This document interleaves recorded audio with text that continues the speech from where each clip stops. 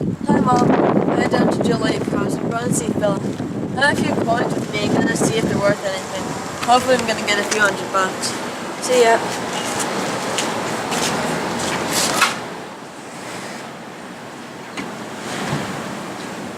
So I understand you purchase used gold jewelry. Are there any suggestions for someone that is thinking of selling jewelry they no longer want?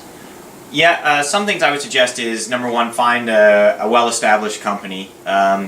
There's lots of fly-by-night operations that come in and out of town, and you never know where they're from or what they even know about jewelry or diamonds, for that matter. Find somebody that you can trust. What about some old jewelry I inherited from my grandparents? Is it worth any more than just gold note value? Just because it's old doesn't mean that it's worth more. I mean, it can be, depending on styles, and certain period pieces were more detailed than others. Experienced jewelry buyers will understand or know what's good and what's not. So, you know, an item that's totally worn out, of course, is off to the refiner typically. You know, we do have a goldsmith and a repair person here in our store. Sometimes we will repair items if we feel they are of significant style-wise value or something that we have clients looking for. Then yes, we would certainly try and repair or refinish them and resell them. But just because they're old doesn't necessarily mean they're more valuable, but some stuff certainly can be. What about some old coins? I understand you buy these as well. Are there any that are more rare or valuable than others? There's Canadian coins. One of the rarest or most recognizable, let's say, not the rarest, is the 1948 silver dollar, for example. Most silver dollars, there was millions of them made, but in 1948, that particular year, there was only, I think it was 18,000 made. So therefore, that 1948 silver dollar is worth, even in beat up, almost worn out condition, is probably worth at least $600. There are some other rare years or dates or variations that can be valuable as well.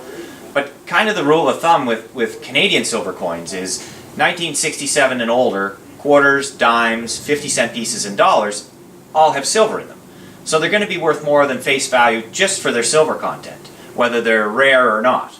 Because currently silver is, you know, over $20 an ounce Canadian, and so with the silver coins, it makes them more than just their face value. Do you buy jewelry? Yes, we buy all types of jewelry.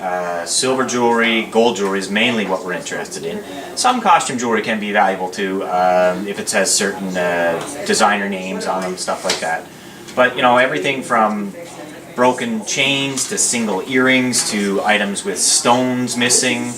Yeah, all types of jewelry. Yeah, because either we're going to resell it here in the store, or we're going to recycle it and reuse it and repurpose it somewhere else. How does it work? So if you have old jewelry that you want to sell, we never charge anything to give you an offer on what you want to sell. So you can bring it in. What we do is we look at the items. Are they karat gold, for one? For two, do they have any diamonds in them? Or are they sterling silver? What carat are they? So like 10 karat gold means 10 parts out of 24. So 10 divided by 24 is 41% pure gold. So we would take that item, put it on the scale, see what it weighs. We look at today's spot price of gold, and then we pay based on what that percentage is and what the spot price is. So whether it's something we're going to resell here in the store, we pay more for, obviously, or it's something that's just going to get recycled, we would pay based on the gold value price. How do I get paid? So, of course, the most important question people want to know is how, when do I get paid, what does it take? Well, we don't send anything out. As I said, we do it right here in store. We are able to find valuations on stuff pretty quickly. The odd item we may have to check with an expert in the field if it's something we're unfamiliar with.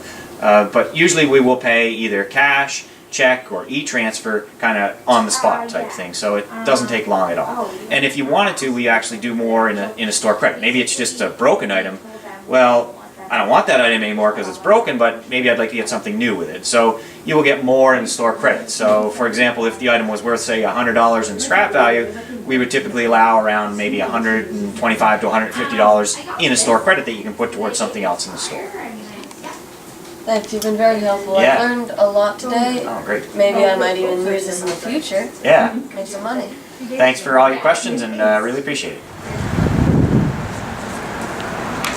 Hey, Mom. Philip was really helpful. My coins were a lot more than I thought they'd be. By the way, where's Grandma's old wedding ring?